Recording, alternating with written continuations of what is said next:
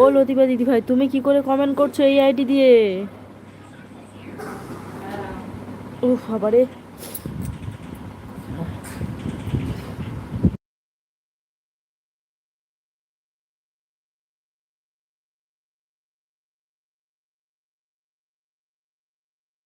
চলো দিদি ভাই ঘুমিয়ে পড়ো, তুমি ঘুমাও আমি ঘুমাই। সুস্মিতাও আগে ঘুমিয়ে আজ পড়েছে। এই আমি ঘুমাইনি, আমার কথা তোমরা শুনতে পাচ্ছ না? আমার কথা তোমরা শুনতে পাচ্ছ না?